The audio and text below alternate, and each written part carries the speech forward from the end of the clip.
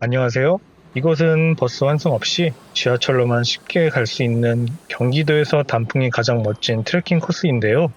많은 이용객이 방문하는 곳이라 꼭 소개해 드리고 싶었습니다. 대공원역 2번 출구입니다. 사실 이곳은 제가 틈날 때마다 왔던 곳인데요. 마치 저를 알고 있는 듯 단풍으로 반갑게 반겨준 것 같습니다. 이곳은 선호도에 따라 선택할 수 있는 3개의 둘레길 트레킹 코스가 있는데요.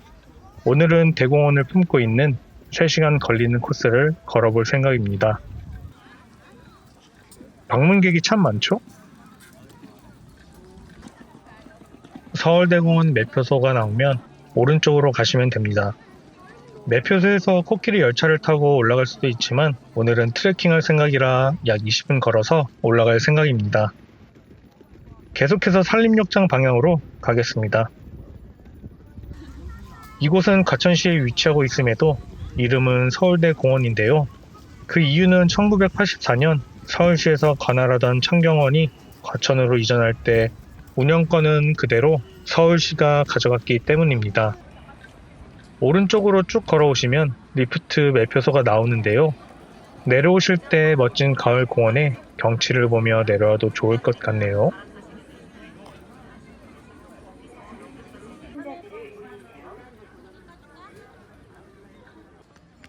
오늘 걸을 코스는 청록색 라인의 코스인데요.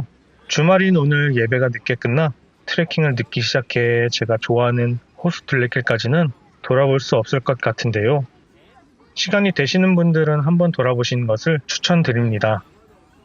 이 길은 기존에는 유료로 이용을 해야 했지만 2021년부터 무료로 개방을 하였는데요. 시에서 관리해서 길들이 참 깔끔하게 잘 되어 있습니다. 가을 정서와 어울리는 메타세카이어 길을 지나 낙엽 물감을 담고 있는 호수가 나오는데요. 11월 중순쯤이 되면 지금보다 더욱 멋진 화려한 호수를 볼 수 있을 것 같네요. 날씨 좋은 날 한번 방문해 보시는 것을 추천드립니다.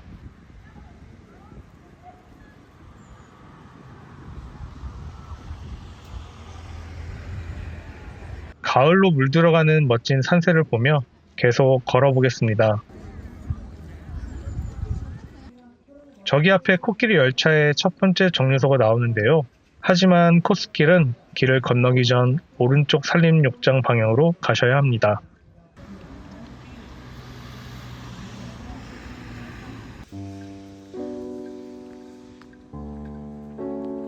꼭 둘레길이 아니더라도 시간 되시는 휴일날 단풍과 따뜻한 햇빛을 보며 산책을 하셔도 좋은 곳인데요.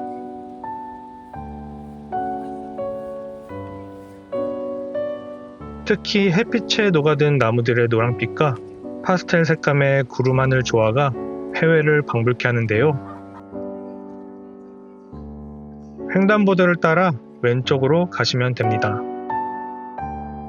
이곳 트레킹 코스는 반려동물과는 함께 할 수 없고 절기마다 이용할 수 있는 시간이 약간 상이하니 참고하셔야겠습니다.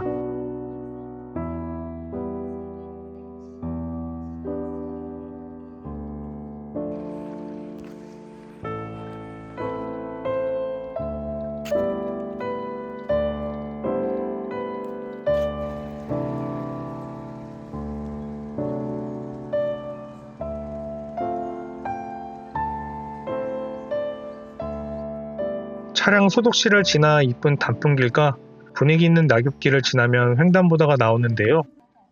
마지막 화장실도 보이네요. 여기서 직진을 하시면 1시간 반 정도의 쉬운 둘레길이지만 오늘 트레킹 코스는 여기서 오른쪽 계단으로 올라가셔야 합니다. 이제 트레킹을 시작해 보겠습니다. 시작부터 오르막길인 계단 옆으로는 얼마 안 가 빨갛게 피어있는 단풍과 멋진 햇살이 가장 먼저 눈에 들어오는데요. 멋진 경치들을 보며 트레킹을 할 생각하니 벌써부터 마음이 설레네요. 약간의 계단 오르막을 오르면 본격적으로 숲길이 시작됩니다. 숲이 생각보다 울창해 피톤치드가 많이 나오는 오전 10시부터 12시 사이 트레킹을 시작하면 좋을 것 같은데요.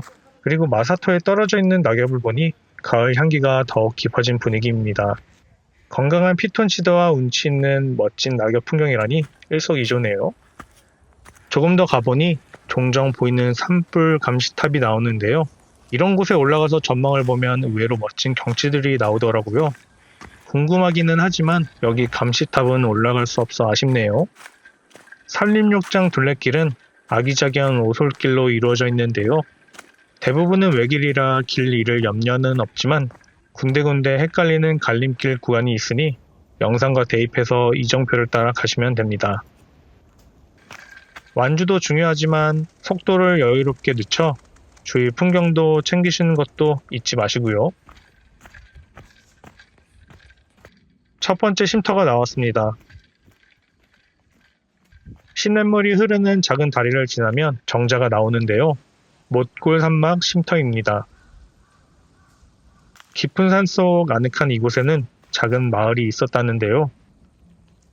그 옆으로는 작은 선녀못도 흐르고 있습니다. 실제로 목욕을 했던 곳이라는데 참 아담한 크기네요. 계속해서 약수터 방향으로 가보겠습니다. 선녀못을 지나 작은 쉼터가 나왔는데요. 피톤치드가 많이 나오는 쉼터인가 봅니다.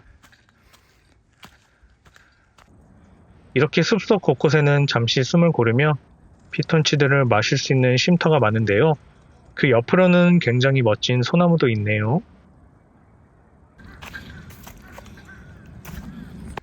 걷다 보니 어느새 또 쉼터가 나왔는데요.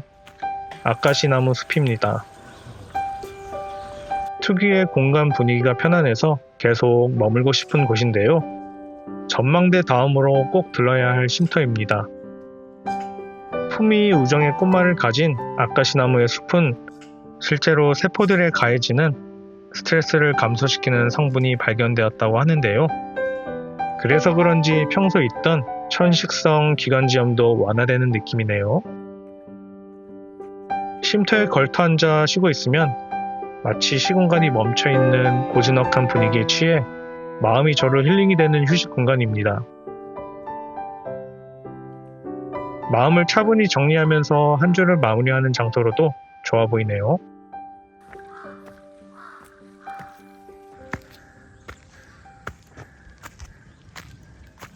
계속해서 이정표 방향으로 가시면 됩니다.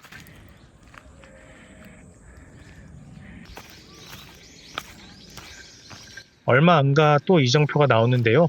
뒤로 보이는 샛길은 청계산 정상으로 가는 길이니 그냥 방향대로 쭉 가시면 됩니다. 이곳은 원래 약수터가 있던 자리인데 지금은 폐쇄되어 있어 트레킹 하실 때는 마실 물을 꼭 챙겨 오셔야 하겠네요. 바로 옆에는 양서류 서식지도 있는데요. 둘레길 쉼터들은 힐링하기 좋게 모두 잘 꾸며 놓았습니다.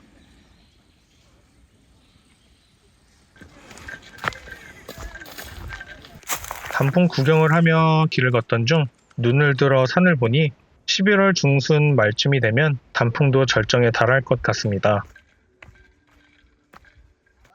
이곳은 얼음골 숲인데요. 초봄에도 얼음이 녹지 않은 곳이라 합니다.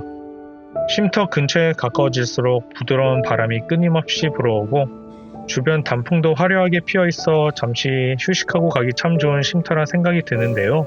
하지만 조금만 더 가면 더욱 멋진 쉼터가 나오니 좀 더 힘을 내서 가보겠습니다.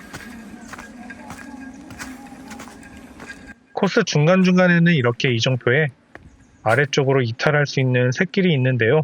트레킹을 하시다 힘이 드시면 샛길을 통해 언제든지 하산할 수 있습니다. 그 옆에 오르막길 중간에는 숨을 돌릴 수 있는 정자도 있으니 쉬엄쉬엄 계단을 오르실 수 있는데요. 여기 둘레길은 다리가 많아 트레킹하기 편하게 관리가 참 잘 되고 있습니다. 아마 전국에서도 몇 군데 없을 정도라 생각이 드네요.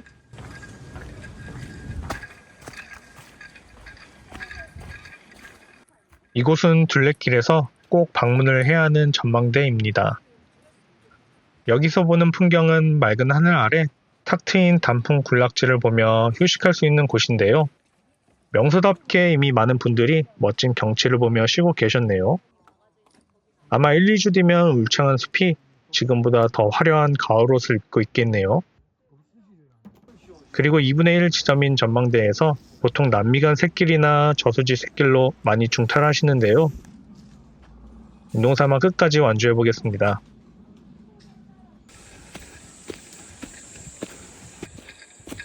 이곳은 생각하는 숲입니다. 숲속을 보시면 곳곳에 벤치가 있고 시를 적은 나무 팻말이 있습니다.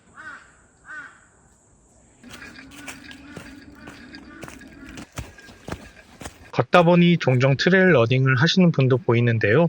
숲속을 뛰다니 참 대단하신 것 같습니다.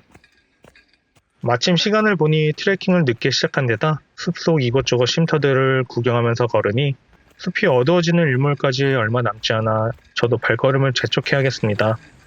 폐 약수터를 지나 독서하는 숲으로 가려는데 이정표 뒤로 이쁘게 물든 단풍은 그냥 지나칠 수가 없네요.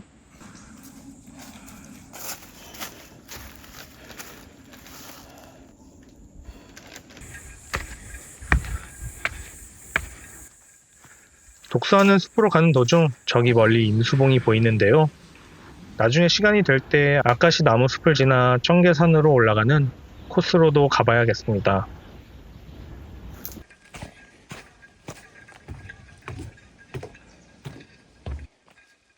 저수지 샛길입니다.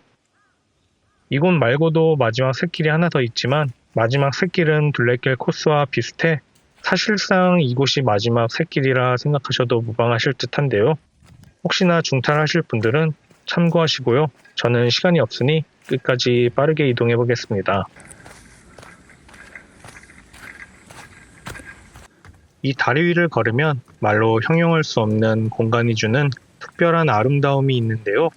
가을 경치에 가장 어울리는 데크길이 아닐까 합니다. 마침 올라와서 보니 만경산막이라는 정자도 있는데요. 풍경을 기대하게 하는 산막이라는 뜻이 아닐까 싶네요. 그리고 이곳을 내려가면 독서하는 숲이 바로 나오는데요. 길을 돌아서는 순간 작은 동물이 있어 깜짝 놀랐습니다. 사랑스러운 작은 호랑이였네요.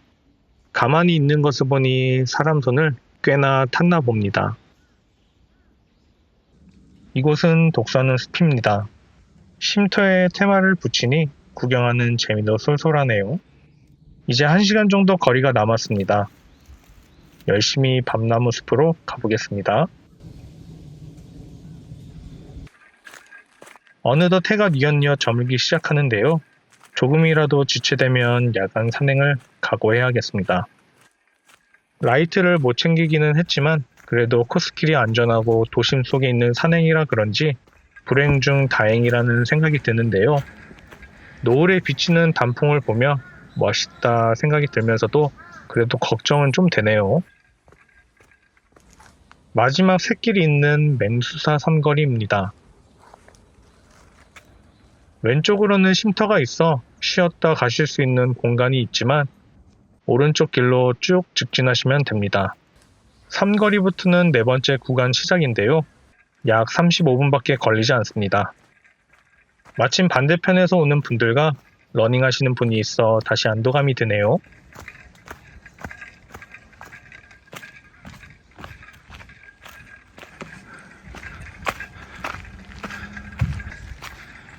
또다시 감시탑을 지나면 쉼터가 나오는데요. 사김의 숲입니다. 독서의 숲과 비슷하게 생겼네요. 이곳을 지나고부터는 내리막길도 완만한 편이지만 무릎 컨디션이 좋지 않으신 분들은 슬슬 부담이 오기 시작하는 구간이니 등산 스틱이나 무릎 보호대를 챙기시면 좋으실 듯 합니다. 그리고 이정표를 잘 보시면 크게 문제될 것은 없지만 소나무숲 850m 남은 지점은 길이 약간 애매하니 유턴하시듯 진행하면 되는데요. 산불 감시탑이 나온다면 잘 가고 계신 겁니다. 이제 소나무숲까지 450m 남았네요. 경사가 좀 있는 내리막길을 내려가시면 드디어 마지막 산불 감시탑이 나오는데요. 아무래도 좀 지치는 구간이니 조금 더 힘을 내셔서 마지막 쉼터인 소나무숲에서 쉬시면 좋으실 듯 합니다. 주변이 온통 소나무 숲인데요. 종점까지 400m 남았네요.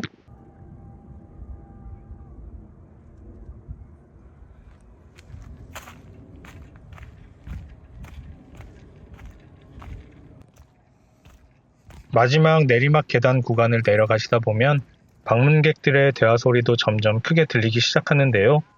위를 보니 리프트가 지나가는 구간이었습니다. 리프트 탈 때는 누가 아래를 지나가나 생각했는데 아래에서 위를 보게 될 줄은 생각도 못했네요.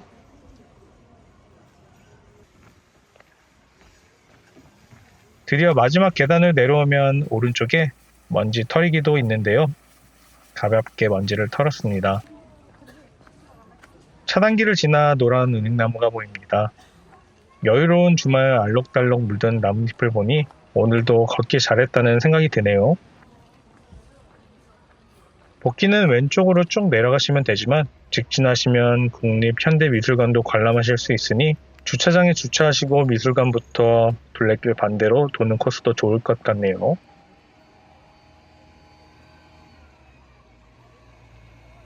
그리고 횡단보도를 건너 돌아보니 리프트 타려는 대기줄이 상당히 기네요. 주말 방문하실 분들은 참고하세요.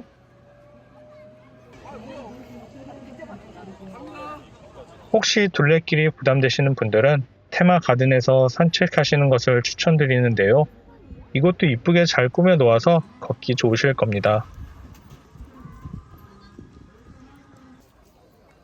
단풍과 은행 색감이 정말 이쁜 곳이니 주말 방문해 보시는 것을 추천드리고요. 대한민국 모두가 트레킹을 사랑하는 그날까지 여러분과 함께 걷겠습니다. 구독과 좋아요는 저에게 큰 힘이 됩니다. 오늘도 끝까지 시청해 주셔서 감사합니다.